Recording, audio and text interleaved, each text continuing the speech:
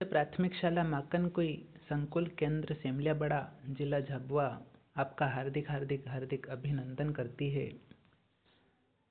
इस वीडियो को देख रहे सभी सम्माननीय अभिभावकों, पालकों, शिक्षकों एवं बच्चों का हार्दिक हार्दिक हार्दिक अभिनंदन।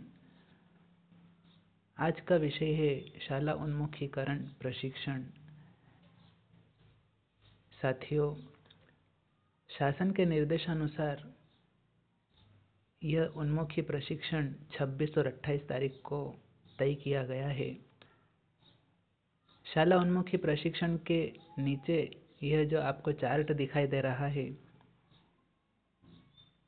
तो आइए इस चार्ट के मुख्य बिंदुओं पर हम चर्चा करते हैं और इसे समझते हैं। माता पिता की चाह। बच्चा जब पैदा होता है, उसके बाद जब बड़ा होता है तो माता पिता की चाह उस बच्चे के प्रति बढ़ने लगती है और अब बच्चा आगे क्या करेगा, क्या नहीं करेगा, इसके विषय में वह सोचने लगते हैं। तो आइए जानते हैं माता पिता की चाह क्या होती है। हर माँ बाप की चाहत है कि उनके बच्चे उनसे आगे निकले, उनसे अधिक कामयाब और सफल बने। इसी कारण हम अपने बच्चों को स्कूल भेजते हैं। लेकिन क्या स्कूल में भर्ती कर देने से बच्चे को सफलता मिल जाएगी? सोचिए, क्या सिर्फ बीज बो देने से फसल अपने आप तैयार हो जाएगी? शिक्षा से जुड़े पहलू सिर्फ स्कूल तक ही सीमित नहीं है, वह घर और समुदाय में भी मौजूद है। साथियों, जब हम फसल बोते हैं तो सबसे पहले बीज डालते हैं ज़मीन में और उसके बाद उसे अगर हम पानी नहीं देंगे, उसकी रोज़ देखभाल नहीं करेंगे, तो क्या फसल तैयार हो जाएगी? नहीं, बिल्कुल नहीं। तो उस फसल को आगे बढ़ाने के लिए वह आगे बढ़े और एक फलदार फूलदार वृक्ष तैयार हो, नया पौधा तैयार हो, इसके लिए हमें उस बीज को जो ज़मीन में बोया गया है उसमें रोज़ पानी देना होता है, रोज़ उसकी देखभाल करनी होती है।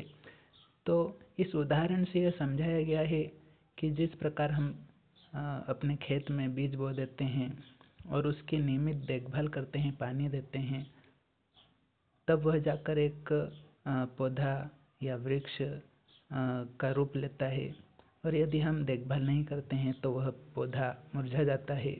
तो माता पिता की यह चाहत होनी चाहिए कि बच्चों को स्कूल में तो भर्ती करें ही, लेकिन स्कूल भर्ती कर देना ही श्रेष्ठ नहीं है। स्कूल में भर्ती करने के बाद उसे रोज़ भेजना भी ज़रूरी होता है। अब आगे के बिंदुओं को हम समझते हैं। बच्चों की अच्छी शिक्षा के लिए जरूरी तत्व। बच्चों की अच्छी शिक्षा के लिए ज़रूरी तत्व को यहाँ पर बताया गया है। तो आइए हम जानते हैं कि वो ज़रूरी तत्व क्या क्या है। सबसे अहम मुद्दा होता है नामांकन। साथियों, नामांकन कायम रखने के लिए हमें क्या क्या करना होता है? तो नामांकन अर्थात स्कूल में जब हम भर्ती प्रक्रिया करते हैं, बच्चों को भर्ती करते हैं, उससे कायम रखने के लिए हमें क्या क्या करना होता है? तो इसका पहला बिंदु है, स्कूल में दाखिले से कोई भी बच्चा न छूटे, यह सुनिश्चित करें। जब भी बच्चे को हम भर्ती कराते हैं स्कूल में, तो कोई भी बच्चा ऐसा न हो कि उसे प्रवेश न दिया गया हो। यह जो सुनिश्चित करना है वह अभिभावकों को ही सुनिश्चित करना है। कक्षा 8 तक की शिक्षा पूरी होने तक सभी बच्चों का नामांकन सुनिश्चित करें। अगला बिंदु है, छात्राओं के प्रति विशेष ध्यान दें। अधिकतर देखा गया है कि लड़कियों को स्कूल भेजने के लिए अभिभावक शर्माते हैं या उसे रोकते हैं। ऐसा नहीं है, यह गलत बात है। जितना अधिकार बालकों को है उतना ही बालिकाओं के लिए भी है। लड़का और लड़की दोनों शालाओं के लिए समान है। अतः जो लड़का लड़की का भेद किया जाता है वह नहीं किया जाना चाहिए। लड़कियों को भी रोज स्कूल भेजने के लिए प्रेरित करना चाहिए। अगला बिंदु है नियमित हाजिरी के लिए। बच्चे को स्कूल में भर्ती तो कर दिया, उसके बाद ज़रूरी बात होती है कि उसकी हाजिरी, मतलब वह रोज़ आए। तो इसके लिए हमें क्या क्या करना होगा? इसका पहला बिंदु है आपका बच्चा स्कूल में नियमित आए, इसमें उसकी सहायता करें। मतलब आपका बच्चा स्कूल रोज़ आए, इसके लिए उसकी मदद करना है। अगर नहीं आ रहा है तो उसे उसमें मदद करना है। अन्य अभिभावकों को भी ऐसा करने को कहे। यदि बच्चा स्कूल नहीं आ रहा है तो जो बच्चा स्कूल नहीं आ रहा है उसके माँ बाप को, उसके दादा दादी को, नाना नानी को या कोई भी सदस्य हो उसे स्कूल भेजने के लिए कहना है। स्कूलों का रोज़ समय पर शिक्षकों का रोज़ समय पर आने का ध्यान रखें। इसका अगला बिंदु है पढ़ाई के लिए बेहतर वातावरण के लिए। पढ़ाई के बेहतर वातावरण के लिए इसका पहला बिंदु है स्कूल में शिक्षकों, अभिभावकों और समुदाय के साथ मिलकर गतिविधि आधारित शिक्षा को बढ़ावा दें।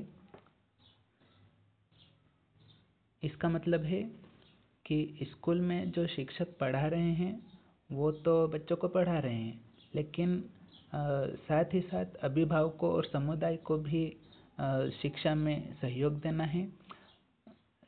शिक्षा में सहयोग देने से तात्पर्य यह नहीं कि आपको उसके लिए पैसे देना है, ऐसा कुछ भी नहीं है। शिक्षा में सहयोग देने से तात्पर्य है कि स्कूल में शिक्षक जो पढ़ा रहे हैं तो अभिभावकों का भी ये दायित्व बनता है, माँ बाप या पालकों का भी ये दायित्व बनता है, समाज का भी ये दायित्व बनता है कि वो शिक्षा को आगे बढ़ाने में मिलकर साथ दें। अगला बिंदु है बच्चे की प्रगति से संबंधित विषयों पर शिक्षक से बात करें। इसका मतलब है कि यदि बच्चा पढ़ाई में कहीं अटक रहा है, उसे कुछ समझ में नहीं आ रहा है, तो जो शिक्षक पढ़ा रहे हैं, जो मास्टर पढ़ा रहे हैं, उनसे ज़रूर पूछना है। और बच्चों को ही बोलना है कि तुझे कुछ समझ में नहीं आई तो शिक्षक से पूछो, मैडम से पूछो। उसके बाद है अगला बिंदु पढ़ाई की गुणवत्ता की ओर ध्यान रखें। पढ़ाई बच्चा कर रहा है या नहीं, पढ़ाई उसकी कैसी चल रही है, इस पर भी अभिभावकों को रोज ध्यान देना है। फिर अगला बिंदु है स्कूल की आधारभूत संरचना सुधारने के लिए। इसका मतलब है कि स्कूल में जो भी संसाधन है, जो भी चीज़ है पढ़ाने की, लिखाने की, या पूरी जो स्कूल है उसमें क्या क्या सुविधा है, उसको सुधारने के लिए हम क्या क्या कर सकते हैं। तो इसका पहला बिंदु है सुनिश्चित करें कि स्कूल में पर्याप्त कमरे हो, ब्लैक बोर्ड हो, पीने का पानी साफ हो, लड़के और लड़कियों के लिए अलग एवं साफ शौचालय हो और खेल का मैदान तथा लाइब्रेरी आदि की सुविधाएं भी हो। दूसरा बिंदु है स्कूल में मिलने वाली राशि का प्रभावी ढंग से उपयोग के लिए योजना तैयार करें। स्कूल के विकास की योजना तैयार करें।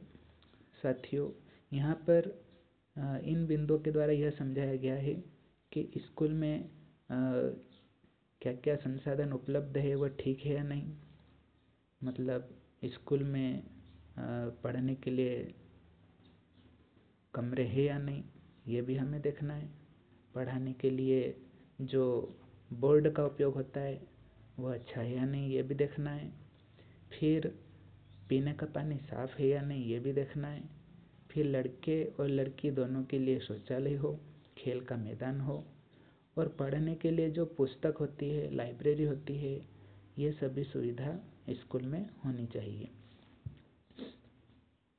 और स्कूल में शिक्षा को आगे बढ़ाने के लिए जो सरकार द्वारा राशि भेजी जाती है, तो उसकी हमें योजना तैयार करना है कि इस राशि का उपयोग हमें क्या क्या सामग्री लाने में उपयोग करना है, क्या क्या बच्चे को और ज़रूरी लग सकता है। फिर स्कूल के विकास की योजना तैयार करें, अर्थात स्कूल को और हम कैसे आगे बढ़ा सकते हैं, इसके लिए हम और क्या क्या बच्चों के लिए ला सकते हैं, बच्चों की शिक्षा को सुधारने के लिए हम और क्या क्या कर सकते हैं, इसके लिए हम सबको मिलकर प्रयास करना है, सहयोग करना है। अगला बिंदु है सीखने के परिणाम प्राप्ति के लिए। सीखने के परिणाम हासिल करने के महत्व की ओर अभिभावकों का ध्यान आकर्षित करें। इसका मतलब है कि यदि आपका बच्चा पढ़ रहा है तो वह सीख रहा है या नहीं, वह अच्छे से सीख पा रहा है या नहीं, पढ़ाई कर पा रहा है या नहीं, पढ़ने बैठ रहा है या नहीं, इस सभी का ध्यान शिक्षक को तो देना ही है, साथ में अभिभावकों को भी देना है, या घर में जो भी सदस्य है उनको बच्चों की पढ़ाई का ध्यान देना है। अगला बिंदु है बच्चे को होमवर्क करने के लिए याद दिलाए और बोलकर पढ़ने को कहे, अर्थात स्कूल में बच्चों को जो भी पढ़ाने के लिए दिया जाता है उसको बार बार याद दिलाना है कि होमवर्क करो, और जो होमवर्क दिया है उसको बोलकर पढ़ने को भी कहे। फिर अगला बिंदु है बच्चा घर में कम से कम 2 घंटे पढ़ाई करे, यह सुनिश्चित करे। इसका मतलब है कि बच्चा स्कूल में तो पढ़ता ही है, लेकिन वह घर में भी पढ़ने के लिए बैठे, कम से कम 2 घंटे तो जरूर बैठे। अब आगे यह बिंदु बताया गया है कि अच्छी शिक्षा का मतलब क्या है। तो आइए हम समझते हैं कि अच्छी शिक्षा क्या है। अच्छी कक्षाएं, साफ शौचालय, खेल का मैदान और लाइब्रेरी के साथ स्कूल एक सुखद और सीखने की जगह होती है। शिक्षक गतिविधि एवं मनोरंजक विधियों का उपयोग करके सिखाते हैं। जब बच्चे स्कूल में नियमित आते हैं तब उन्हें पढ़ाई के घंटे ज़्यादा मिलते हैं तथा वे अच्छी शिक्षा पा सकते हैं। साथ ही जब अभिभावक घर पर भी बच्चे की पढ़ाई की ओर ध्यान देते हैं तब बच्चे का सीखना बेहतर होता है और उसका आत्मविश्वास बढ़ता है। इसलिए घर में बच्चों की पढ़ाई का रोज का समय तय करें, वह पढ़ने लिखने में सहयोग करें। इस बिंदु के द्वारा यह बताया गया है कि स्कूल में जो पढ़ाई होती है तो वहाँ पर क्या क्या होना चाहिए। सबसे पहले तो अच्छी कक्षाएं होनी चाहिए, साफ सुथरी, शौचालय साफ सुथरे होना चाहिए, खेल का मैदान होना चाहिए, पढ़ने के लिए लाइब्रेरी होना चाहिए। ये सारी सुविधाएं स्कूल में है और हम सभी शिक्षक साथी मिलकर बच्चों को पढ़ा रहे हैं। मनोरंजक गतिविधियों का भी उपयोग हम कर रहे हैं और भी गतिविधियां हम बच्चों के लिए तैयार करें। जब बच्चे स्कूल में नियमित आते हैं अर्थात रोज आते हैं तो वह जब स्कूल आता है तो वह पढ़ने का काम करता है, मतलब उसका सारा समय पढ़ने में ही निकलता है। लेकिन साथ ही साथ जब वह यदि स्कूल नहीं आता है तो उसका सारा समय फिर पढ़ाई में नहीं हो पाता है, घर के कामों में ही वह उलझा रहता है या कहीं खेलने निकल जाता है। तो अभिभावकों को भी यह ध्यान देना होगा कि उनके बच्चे पढ़ाई की ओर ध्यान देवें और बच्चे का सीखना बेहतर होगा। और जब हम बच्चे पर ध्यान देंगे, पढ़ने पर ध्यान देंगे, तो उसका आत्मविश्वास और बढ़ेगा और वह एक अच्छा बच्चा बन पाएगा। इसलिए घर में बच्चों की पढ़ाई का रोज टाइम निश्चित कर दो कि इस टाइम पे तुमको पढ़ने बैठना है, मतलब बैठना है। उसके पढ़ने लिखने में क्या दिक्कत हो रही है उसका सहयोग करना है, मदद करना है। अब हम चलिए सबसे अंतिम बिंदु की ओर जाते हैं जो अत्यंत महत्वपूर्ण है, और वो है शपथ। तो आइए हम सब मिलकर यह शपथ लेते हैं। तो मैं सबसे पहले शपथ पढ़ूंगा और मेरे साथ साथ मैं कहूँगा और उसके बाद आपको कहना है। मैं शपथ लेता हूँ कि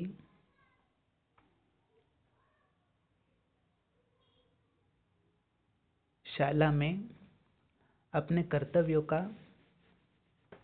निष्ठापूर्वक निर्वहन करूँगा। मैं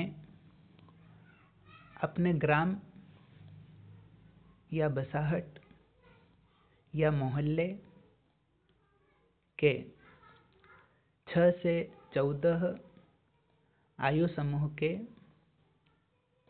समस्त बच्चों का नामांकन तथा उनकी उपस्थिति को लगातार सुनिश्चित करने में अपना योगदान प्रदान करूँगा।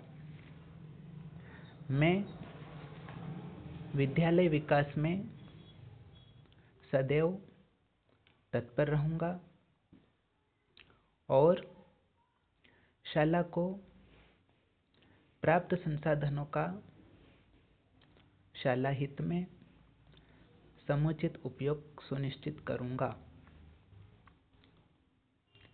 मैं शाला में गुणवत्तापूर्ण शिक्षा के लिए हर संभव प्रयास करूँगा। मैं सभी पालकों को प्रेरित करूँगा कि वे अपने बच्चे की गृह कार्य कापियों को रोजाना देखें और उसे रोजाना घर में पढ़ने के लिए भी प्रेरित करें। साथ ही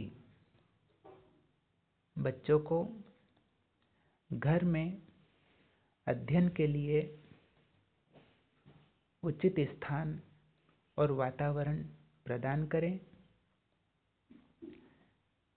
मैं शाला को आकर्षक और साफ स्वच्छ बनाने और बनाए रखने में अपना संपूर्ण योगदान प्रदान करूँगा। मैं शाला और बाल हित में पूर्ण सहयोग करूँगा तथा समुदाय को भी इस हेतु प्रेरित करूँगा। मेरा प्रयास होगा कि मेरे कार्यकाल का समय स्कूल का सबसे अच्छा और यादगार समय बन सके। तो साथियों, ये थी शपथ ग्रहण समारोह। शपथ ग्रहण हम ऐसा नहीं कि एक ही दिन लें, इसे रोज हम ले सकते हैं। रोज बच्चों को स्कूल भेजने से पहले आप यह शपथ ले सकते हैं, इसको दोहरा सकते हैं ताकि आपको शपथ याद रहे और बच्चे की पढ़ाई के लिए, शिक्षा के लिए मुझे क्या क्या दायित्व दिया गया है इसका भी हमें रोज ध्यान रहे। इसलिए शपथ यह रोज पढ़े तो और अच्छा है। अतः मेरा आप सभी से अंतिम निवेदन यह है कि रोज बच्चों को स्कूल भेजें, उसकी पढ़ाई में सहयोग करें। यदि उसको कोई समस्या हो तो सभी शिक्षकों से परामर्श लें, शिक्षकों की मदद लें, बच्चों की मदद करें, बच्चों को पढ़ने बैठाएं, बच्चे की हर संभव मदद करें। यदि बच्चा स्कूल नहीं आता है तो उसे स्कूल तक लाने में सहयोग प्रदान करें। इतना कहकर मैं यह अपनी वाणी को विराम देता हूँ और यह शपथ ग्रहण समारोह यहीं समाप्त होता है। धन्यवाद।